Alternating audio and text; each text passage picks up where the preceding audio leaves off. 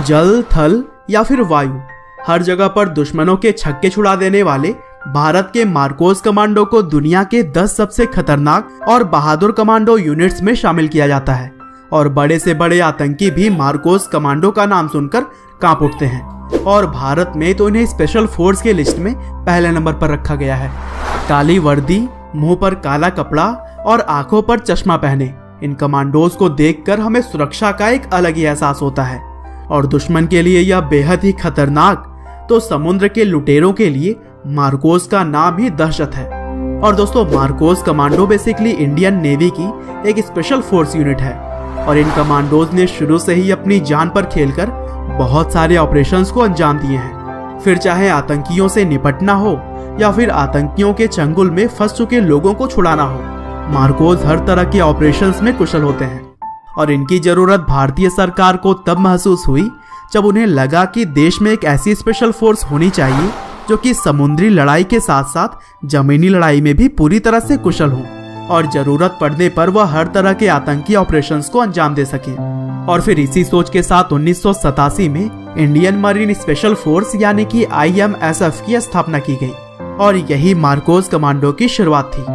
हालांकि आगे चलकर 1991 में इस फोर्स का नाम बदलकर मरीन कमांडो फोर्स कर दिया गया और शुरुआत में तो इन्हें भारत के ही अलग अलग फोर्स से ट्रेनिंग दी जाती रही, लेकिन आगे चलकर कमांडोज को US नेवी सील के साथ ट्रेनिंग के लिए भेजा गया और फिर इसके बाद से उन्हें ब्रिटिश आर्मी की स्पेशल एयर सर्विस फोर्स के साथ भी ट्रेनिंग दी गई।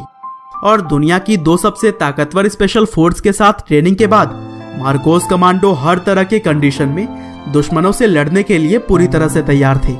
और मार्कोस कमांडो ने ऑपरेशन पवन, ऑपरेशन तशा, ऑपरेशन कैकट्स, ऑपरेशन जबरदस्त, ऑपरेशन रक्षक और ऑपरेशन स्वान की तरह ही दर्जनों ऑपरेशंस को अंजाम दे चुके हैं।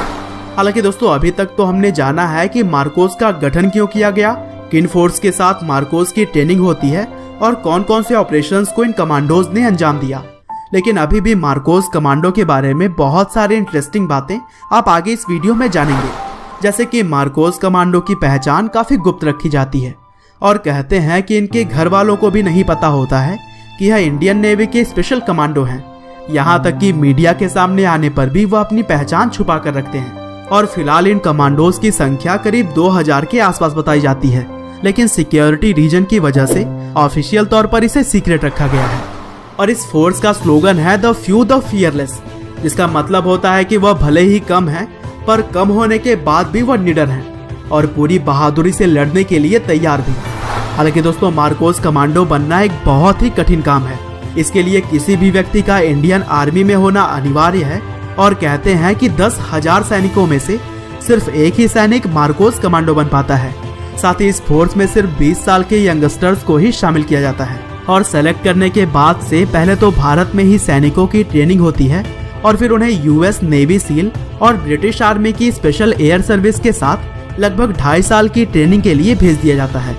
और इस ट्रेनिंग में जो निखर जाता है वह तो मार्कोस कमांडो बन जाता है और जो बिखर जाता है वह वापस से सेना में जाकर देश की सेवा में लग जाता है। और दोस्तों, भले ही मार्कोस इंडियन नेवी के स्पेशल फोर्स हैं, लेकिन वह जल, थल और वायु सेना के साथ ज्वाइंट ऑपरेशन करने में भी माहिर होते हैं। साथ ही वक्त आने पर वह भारतीय सेना के साथ भी कंधे से कंधा मिलाकर काम कर सकते हैं। और 1999 में कारगिल वॉर के समय मार्कोस की ताकत देखी भी गई थी, जब आर्मी की हर मुमकिन मदद करते हुए वे नजर आए। तो दोस्तों, यह थी कहानी भारत के बहादुर कमांडोज मार्कोस की। उम्मीद करते हैं कि आपको यह इंटरेस्टिंग जानकारियां जरूर पसंद आई होंगी। आपका बहुमूल्य समय देने के लिए बहुत बहुत धन्यवाद।